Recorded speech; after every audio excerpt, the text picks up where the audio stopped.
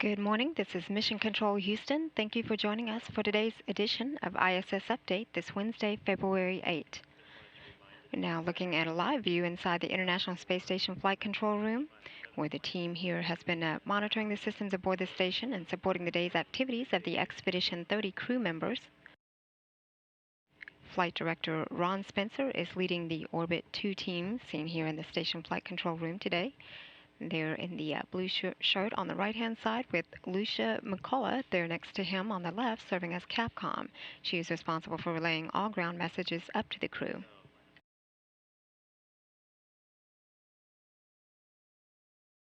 On orbit, the 6 crew members well into their busy workday aboard the station include NASA astronaut and commander of the complex, Dan Burbank, and flight engineers and cosmonauts Anton Shkaplerov and Anatoly Ivanishyn there on the left-hand side, as well as NASA astronaut Don Pettit, cosmonaut Oleg Kononenko, and European Space Agency astronaut Andrei Kuipers there on the right. Commander Burbank, Shkaplerov, and Ivanishyn launched to the orbiting complex aboard the Soyuz spacecraft as the Expedition 29 crew last November. They docked to the Poisk module of the space station a few days after their launch on November 16. Burbank then assumed command of the station only a week after they arrived. Today, he and his crew members complete their 88th consecutive day in space and have reached the halfway mark of their stay aboard the space station, with a return to Earth later this spring on April 30th. Meanwhile, Pettit, Kononenko, and Kuipers launched aboard Soyuz TMA-03M from the Baikonur Cosmodrome in Kazakhstan on December 21st, when they began their 2-day chase on orbit to catch up to the International Space Station. With their Soyuz now docked to the Rossviet module, they will complete their 50th consecutive day in space today. The space station with its crew aboard is now flying at an altitude of about 240 statute miles.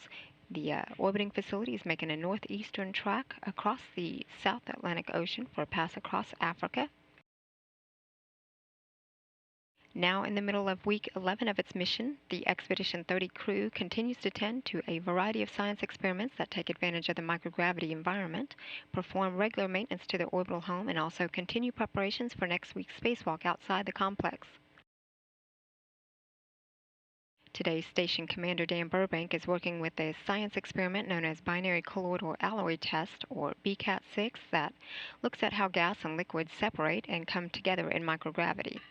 This study could lead to the development of better, less expensive household products, food, and medicine. Flight engineer Don Pettit will lend a hand in this experiment after putting away equipment used for an earlier session of the VO2 max study that measures a crew member's aerobic capacity during spaceflight.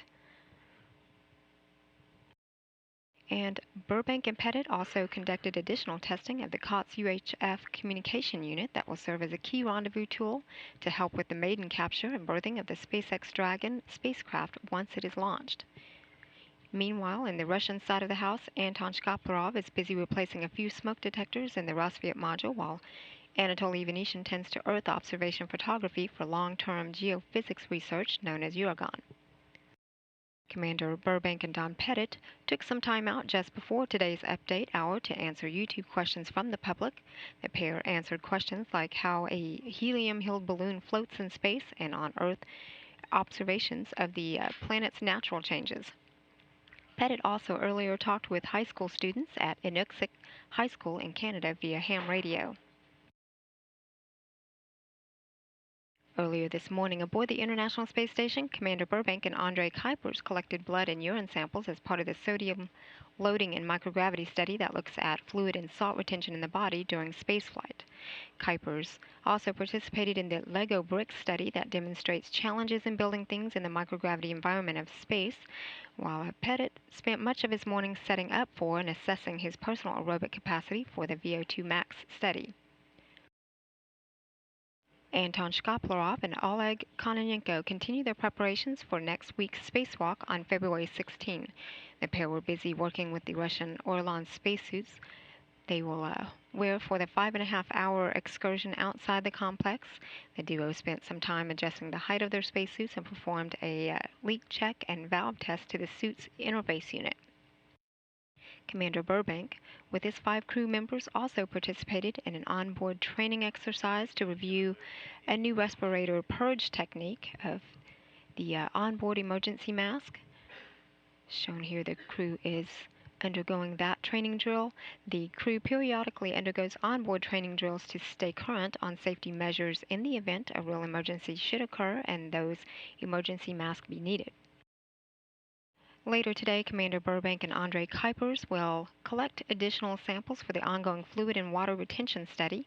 Burbank and Pettit will spend some time on entries to their individual journal study. The commander also will participate in an inventory management systems conference with the ground. At the day's end, each crew member will have participated in his daily 2-hour exercise to maintain physical fitness and mitigate the weakening of muscle and bone loss that is experienced during long-duration spaceflight. The Expedition 30 crew will then participate in its final daily planning conference with ground controllers around the world to prepare for another day of busy activity before entering its pre-sleep period. The crew is then scheduled to go to bed at 3:30 p.m. Central Time. This is Mission Control Houston.